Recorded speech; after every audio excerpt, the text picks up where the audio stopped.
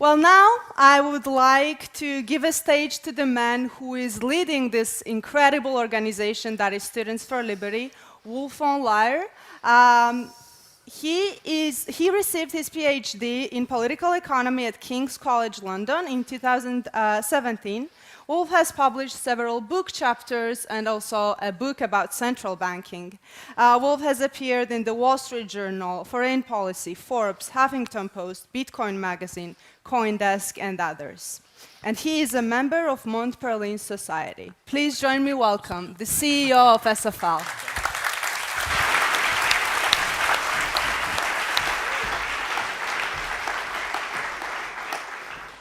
I mean, it's early on a Saturday and it's good to see so many of you. Welcome to LibertyCon, ladies and gentlemen.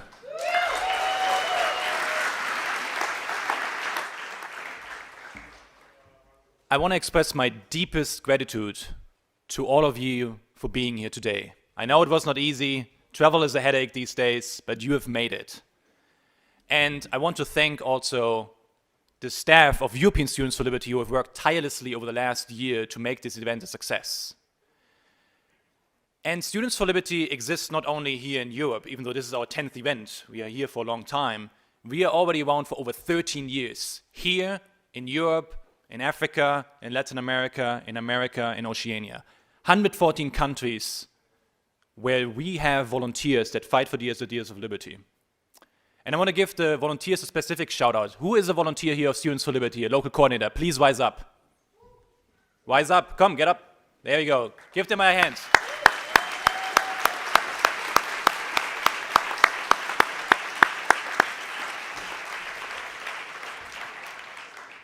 We have 2,000 of those worldwide, and they're fighting for liberty every single day. Here in the Czech Republic, we're living in a relatively free society, and in Europe generally speaking, with some exceptions. But if you look, for instance, in countries like the Democratic Republic of Congo, or Venezuela, or other places, liberty is desperately needed, and we have the same people wearing the same pin fighting for these ideas, and that's very inspiring.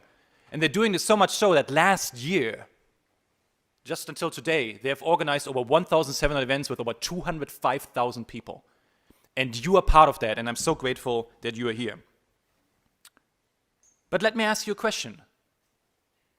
Why are you here? I was asking myself that question, and a few obvious answers came to mind. Yes, I wanted to listen to great speakers. I wanted to learn more about the ideas of liberty.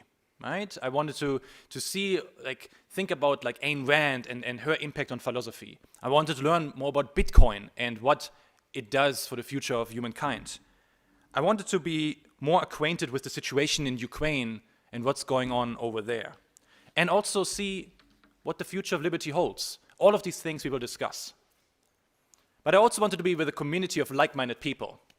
When you go back to your respective countries, if you go to school, to your universities, there are not many people who are classical liberals, so I wanted to find community and make new friends. And obviously, Prague is a beautiful city. I wanted to be here and take advantage of the affordable and tasty beer they have here. So now, some of these reasons might be the same reasons that you had in mind, but I was digging a little bit deeper. What brought me here? And that's a very personal story, because I grew up in a small town, 1,000 people, in Germany, close to the Netherlands border, in the middle of nowhere. And there I was very basically shaped by my environment, by the politics, by the media, by my parents. And while that was fine, I definitely didn't have much ambitions in life, or I didn't really know what I wanted to do with my life, until I found something that was very disorienting to me, the ideas of liberty, because they made me to ask the question, why? Why do you believe in things that you do? Why does society need to be run in a certain way? And that started with the Great Recession of 2008. If you remember, during that time, the media and the politicians said, it's the greed of the bankers. It's capitalism's fault that we are in this crisis. And I didn't really buy that. So I started to educate myself on Google.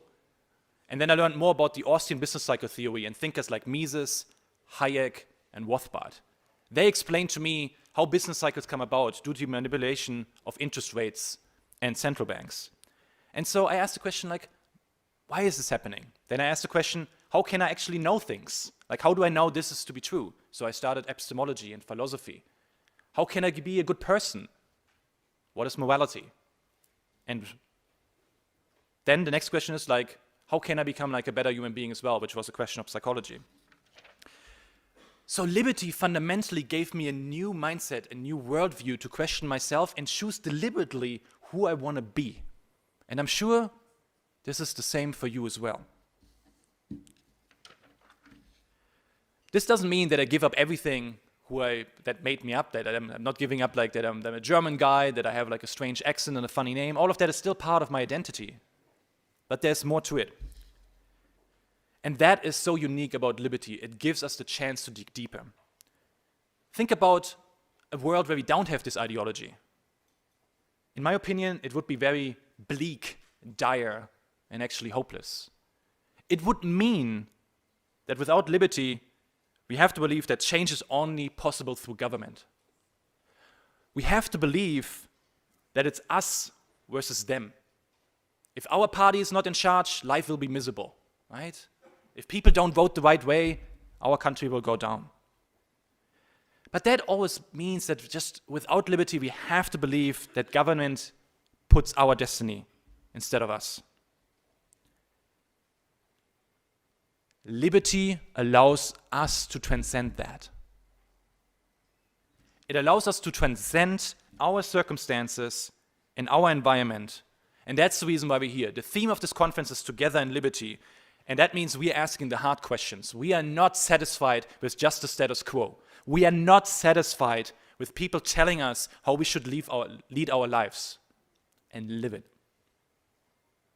We choose who we want to become, and we are creating an own pathway so that we can become the best versions for ourselves to serve our family, our community, our countries, and then ultimately the world. Because liberty comes in two sides. Liberty and responsibilities are two sides of the same coin. Because if you start questions like why, you have to find answers. And that means that you are in charge of your own destiny. And that you're only not looking for government for answers, but you're making your own. Choosing a profession, you're making a difference in the world. Maybe you're a volunteer in some capacity. And that takes the responsibility on us and doesn't look only at the government for solutions. So my challenge for me to you for this conference is to continue to ask the hard questions of one another so that we can improve our ideas, but also so that we can become the best versions of ourselves. Let's be true individuals. Let's move beyond tribalism, us versus them mentality, and limiting beliefs. So let's free ourselves from that so that we can build a freer future together. Thank you very much, ladies and gentlemen.